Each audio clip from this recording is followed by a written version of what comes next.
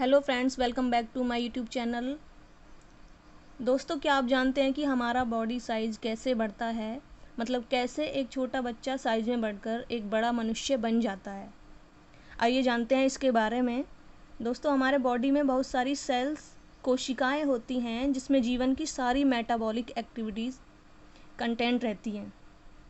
मतलब पृथ्वी पर जितने भी जीव हैं सभी मल्टी सेलुलर होते हैं, यानी कि बहुकोशिकीय होते हैं, अमीबा, बैक्टीरिया, पैरामीशियम आदि को छोड़कर। दोस्तों, हमारी सेल या कोशिका रिपीटेडली डिवाइड होती रहती है, यानी कि इंडिपेंडेंटली डिवाइड होती रहती है। जैसे यहाँ पे एक सेल है जिसे हम बोलेंगे पेरेंट सेल,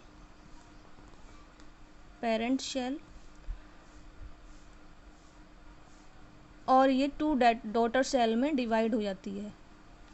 अब टू डॉटर सेल भी दो सेल में डिवाइड हो जाएगी, यानी कि 2 से 4 और 4 से 8 सेल, 4 से 8 सेल प्रोड्यूस करेगी, यानी कि सेल प्रोलिफरेट होती चली जाती है एक्सपोनेंटली।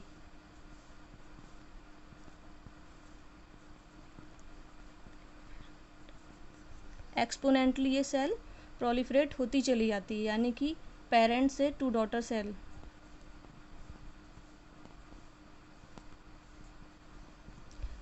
अब क्योंकि सेल की संख्या बढ़ी है तो जाहिर सी बात है टिश्यू भी ग्रो करेगा, क्योंकि ग्रुप ऑफ सेल्स को बोलते हैं टिश्यू। यानी कि सेल से क्या बन रहा है, यानी कि सेल से टिश्यू बनता है, सेल से टिश्यू बनता है, और टिश्यू से बनता है ऑर्गन, और ऑर्गन से बनता है ऑर्गेनिज्म। यानी कि इस तरह से सेल्स बढ़ जाती हैं तो टिश्यू का मास भी बढ़ेगा, यानी कि टिश्यू का साइज भी बढ़ेगा, और फिर ऑर्गन्स बढ़ेंगे, और उसके बाद ऑर्गेनिज्म बनेगा। ओके, तो इस तरह से एक सेल से बहुत सारी सेल्स बनती हैं जिससे हमारा बॉडी का साइज बढ़ जाता है। दोस्तों, पेरेंट सेल से और डिवाइडिंग सेल तक का जो सफ़र होता है वो होता है 18 से 24 घंटे, और इसके बीच में बहुत सारी मेटाबॉलिक एक्टिविटीज़ होती हैं जिसमें कई फेज़ आती हैं। पहली फ़ेज़ होती है G1, दूसरी S, फिर G2, फिर M फेज़। बट कुछ सेल्स हमारे बॉडी में ऐसी होती हैं जो नॉन डिवाइडिंग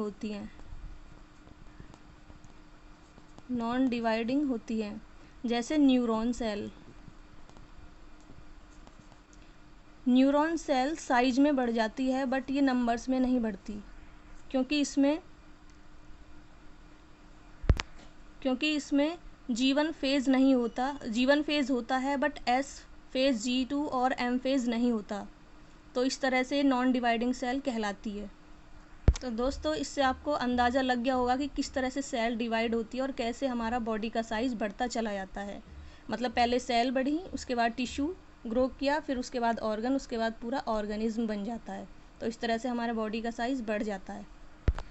सेल के अंदर जो कंटेंट होता है, लाइक DNA, क्रोमोसोम्स, वो सब पेरेंट डॉटर सेल्स में इक्वल अमाउंट में डिवाइड होता चला जाता है।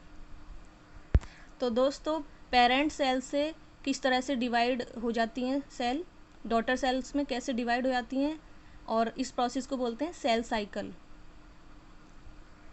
तो दोस्तों, ये था आज का टॉपिक। नेक्स्ट वीडियो में हम आपके साथ सेल डिवीज़न और सेल साइकिल डिस्कस करेंगे। तो दोस्तों, if you like this video, please subscribe and press the bell icon.